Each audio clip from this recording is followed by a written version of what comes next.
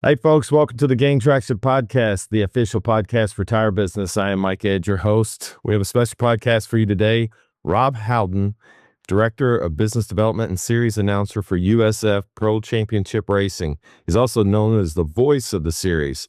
But before we begin, this podcast is brought to you by Tread Partners. Tread Partners is the leading digital marketing agency that specializes in digital marketing for multi-location tire and auto repair shops. Tread Partners works with clients. They have hundreds of locations down to even 5 locations. Get a professional review of your digital marketing structure from an agency that works exclusively in this industry. Let Tread Partners take a look under your digital marketing hood today. To contact Tread Partners, visit treadpartners.com. My past guest shout out today is for Logan Leslie with Main Street Auto. Incredible company on an incredible growth journey. Please check out that podcast out at gaintractionpodcast.com. That's the one with Logan Leslie. Welcome to the Gain Traction Podcast, the official podcast for tire business. I am Mike Edge, your host, and I have the privilege of interviewing the tire dealers, shop owners, counter sales reps, technicians, industry executives, and other thought leaders of our industry. So let's get started.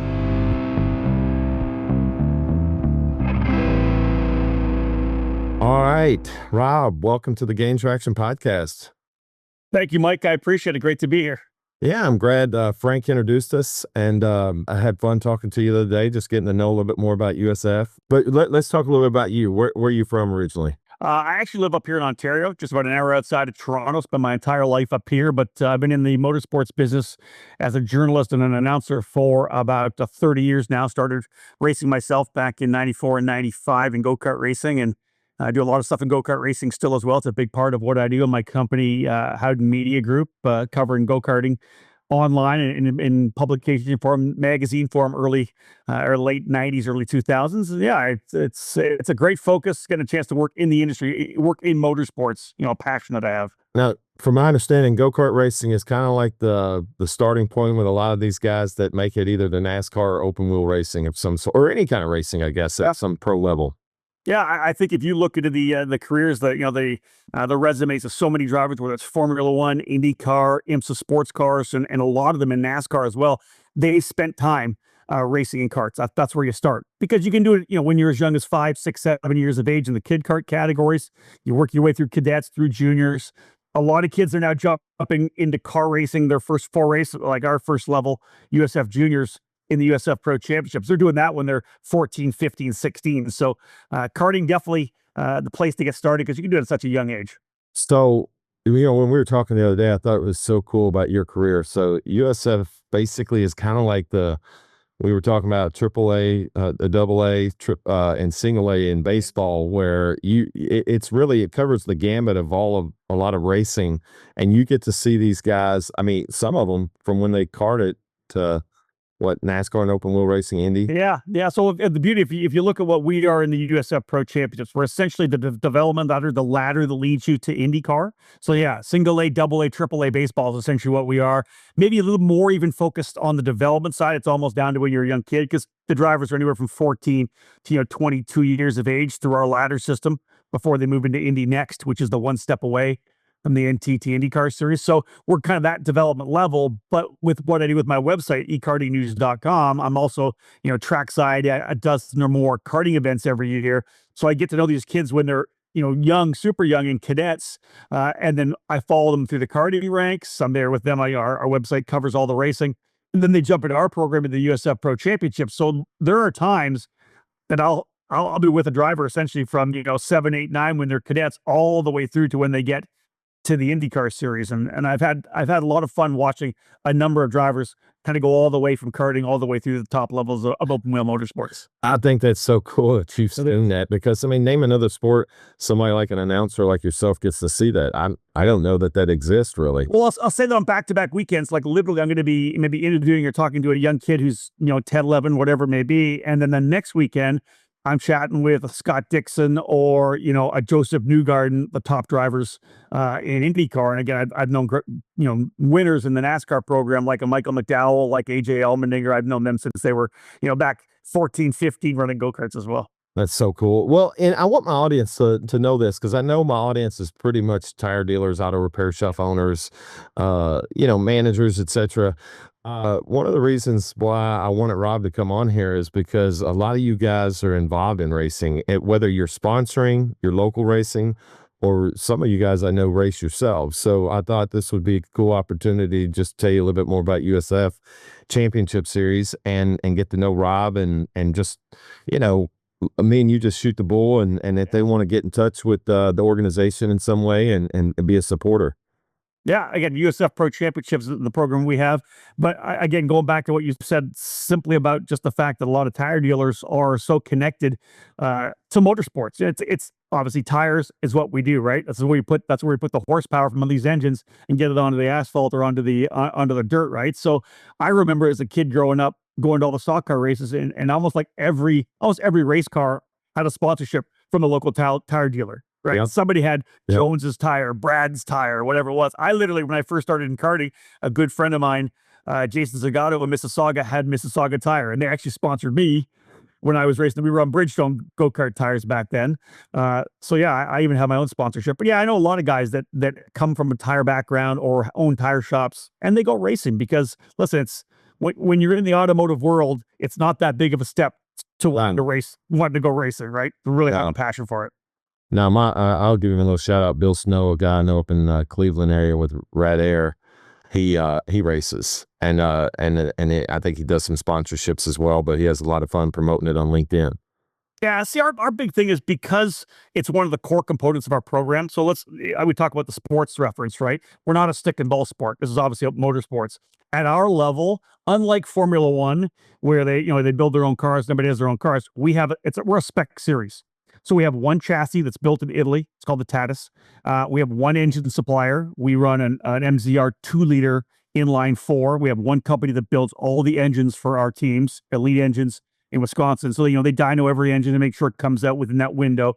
And we're all on exactly the same tire, right? We're all with Continental Tire. It's our second year working with Continental. We did 13 years prior with Cooper tires. So we have such a deep connection to the tire business because they're such a big part of what we do, right? Oh yeah. Well, I think Frank told me that you guys go through like 18,000 tires a year or something like that. Yeah. Well, you think on a race weekend, they get 4 sets of tires for a race weekend among the 60 cars we have on track, right? We had a race in New Orleans just a couple of weeks ago. We had 60 cars over the 3 different series. And of course, they're testing all season. We're banging through tires left and right.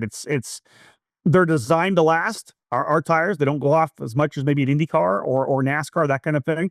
But we're still burning through tires because you always want fresh rubber.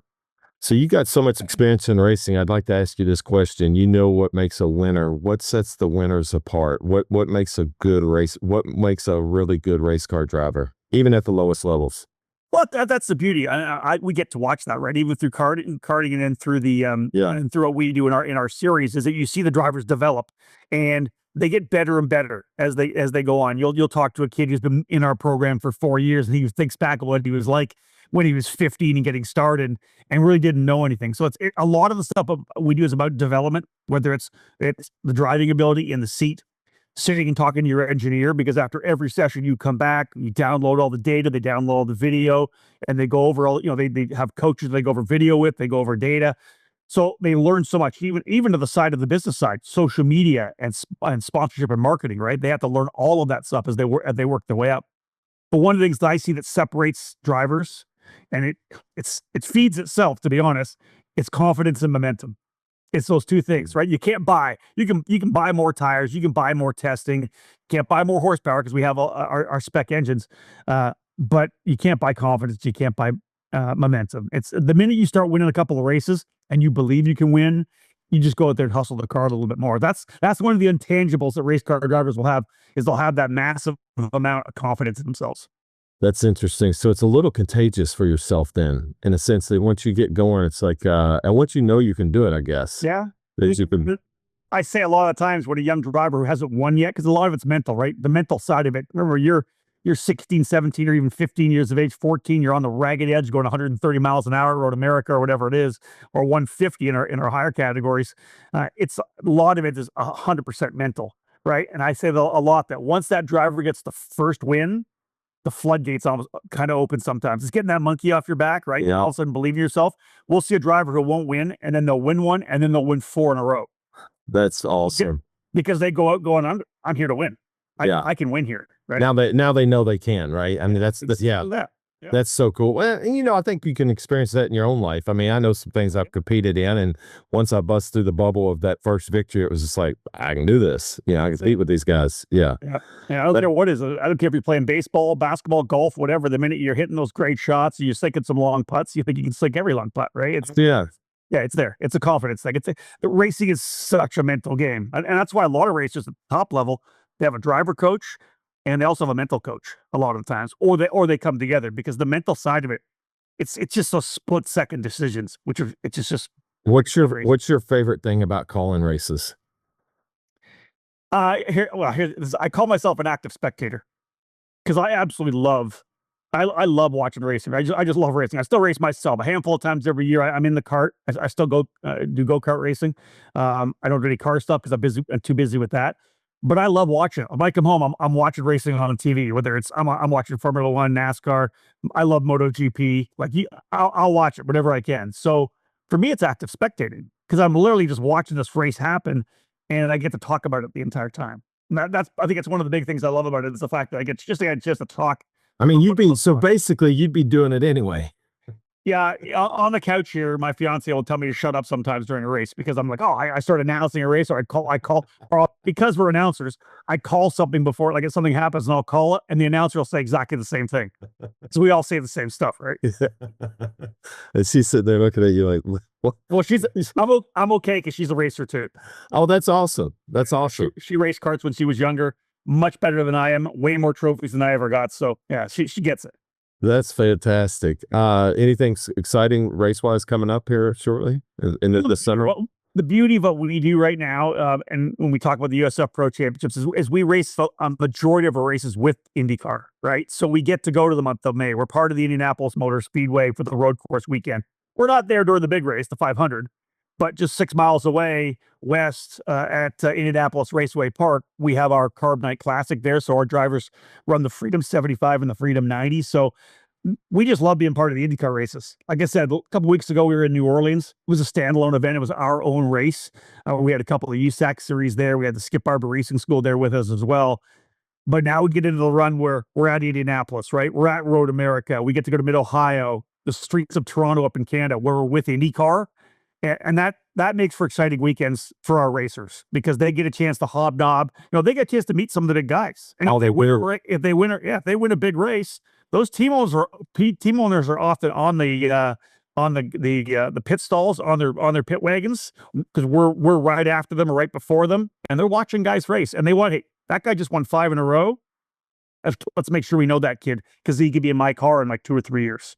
That's fantastic. That's got to be exciting for these kids then when they get their shot to do something like that. And they'll get it. And a lot of the times they have connections, whether it's through a manager or through a coach or whoever it may be. Maybe they know the guy because he still races go-karts. A lot of these IndyCar guys still race down in Mooresville at Trackhouse Motorplex. They get a chance to go karting, midweek and keep themselves fresh for the road racing. So they get a chance to meet some of these guys, these top drivers, who all came through our ranks, by the way. That's the beauty of it too. When I watch an IndyCar race, over half the field have come through the USF Pro Championships. When you do the Indianapolis 500, it's usually between 24 and 28 drivers all came through our program. That's insane. And you've met them all. Yeah, well, yeah. Well, again, back when you're just kids too. Right. That's so freaking cool. It is awesome. Yeah, it's awesome. Just curious a little bit more about yourself. What's your you got any funny story that's happened in racing that you witnessed or that you've been part of, or a story that you just want to share? I mean, anything that stands out to you over the past, because you've been doing this so long. Yeah, for me, I really rejoice in watching the success of the drivers that come up, right, and watching their parents, because you remember it's unlike baseball, and I know that a lot of parents spend a lot of money putting their kids in travel teams, whether it's hockey, whatever it is, basketball, baseball. This there's nothing like racing in terms of cash. It costs like the very first level of our program, families probably are investing $350,000 a year. to go racing because it's expensive. Cars are, these cars are worth $130,000, $140,000. We talk about the tires we blow through. We burn through tires. If you want to go fast, you got to spend money, right? We know that the events cost a lot of money. So to see the success of a lot of these drivers when they get to the top, I love it. And sometimes it's not. Sometimes it's not even the drivers; it's the parents, right? They're just beaming with pride when they see their kids winning these races. That's a big thing for me, getting a chance to see them have that success because they all want it so bad. And when they get there, it's really fulfilling to see them get those victories. Well, if a dealer or somebody wanted to get involved, I mean, what's the easiest way to like start learning and say, all right, I like this. I like the sound of this podcast. How do I get there? What's the first step you take? You know what I'm saying? Let's say, listen, again, we're a racing series, right? So like any racing series, we have all those different levels. Yeah, half it's competition.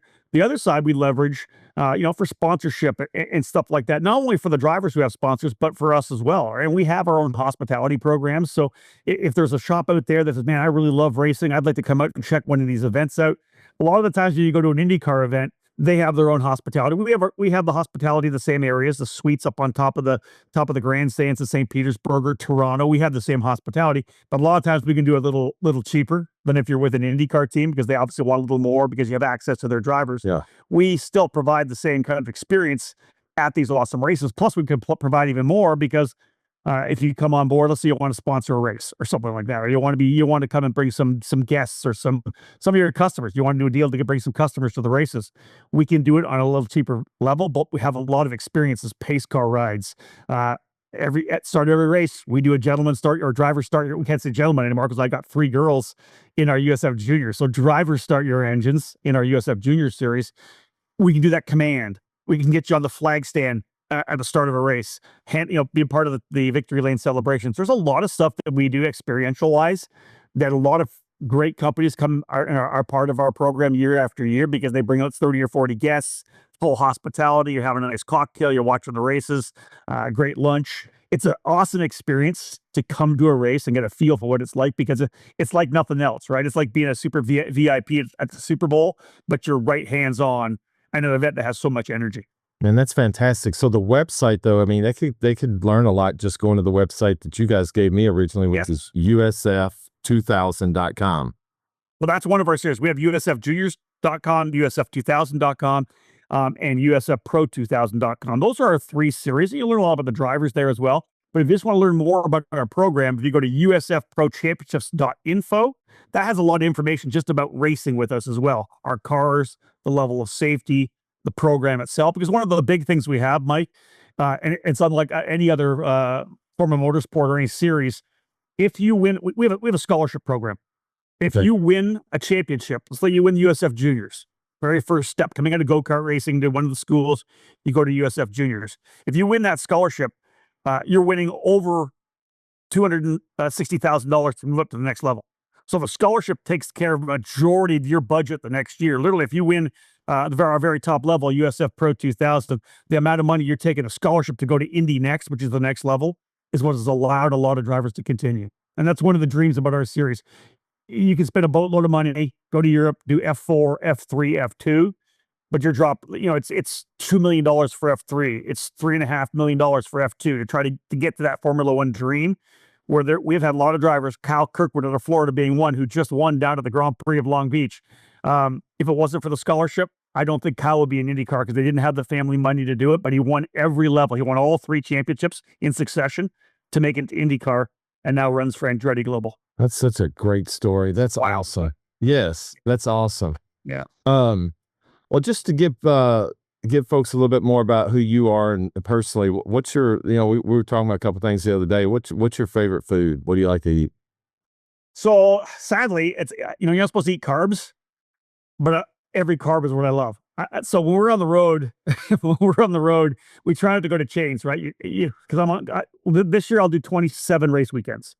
In the past, I've done even more. You got to find the best pizza wherever you go, right? So we're always looking for the best pizza. I'm always looking for the best burger as well. So there you go. Burgers and pizza out of the gate. I love sushi too, but steak and the whole deal. But we're always trying to find the best pizza in the city. That's kind of the key. That's kind of cool. What is it? Barstool Sports, they always do that. Oh, no, yeah. Have you tried the rate places like he does? Well, no, where Dave Portnoy goes, that's a lot of times we'll go there for sure. Oh, so you do follow that? That's cool. Oh yeah, 100%. Yeah, I had a couple of good ones already this year that he has recommended. So that's very. Have you ever gone to God, what's the show? Divers, drive-ins, dives, and diners or something? Diners, drive-ins, Yeah, dives? yeah, that's it. That's it. Have you follow? A lot of those places too. Man, some of those are home runs, man. I've done a couple of those. No, Yeah. yeah. You can't go wrong with those either, for sure. No, they've obviously pre-selected. They know what they're giving you before, but yeah. So pizza, you like toppings or you just a Dave Portnoy type of guy? We want this. I can go any way, to be honest with you. I like a kind of a traditional pizza for sure. I like on the Neapolitan pizzas as well, but you can play around. I like Detroit pizza too. I'm not one to judge. I like Chicago bar style pizza too. Yeah. You're like I am. I think I like every pizza out there. Exactly right. And I hate to say this, but I like bread like crazy.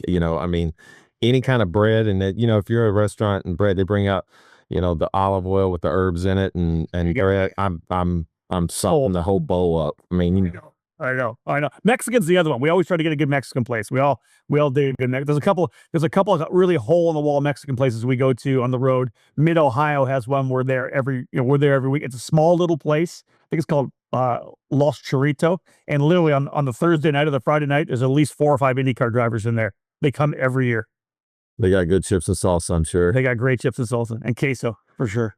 Because that's one of the ways you got to judge it by. There's a spot in my town that you got I don't know why. I don't know why everybody can't have the same chips. But anyway, well, I got to tell you, it's been a pleasure having you on here. Is there anything else you'd like to say to the audience that you think would be important to put down? Again, the beauty of what we are. We're, again, I said, a multifaceted program, right? Our first and foremost, the goal is to get these young drivers, these young men and women, get them into our program and watch their growth and how they learn. And again, I always say these are the future stars of motorsports, right? I try to, when you're at a race somewhere and you're watching an IndyCar race, and I like this guy, it's my favorite driver.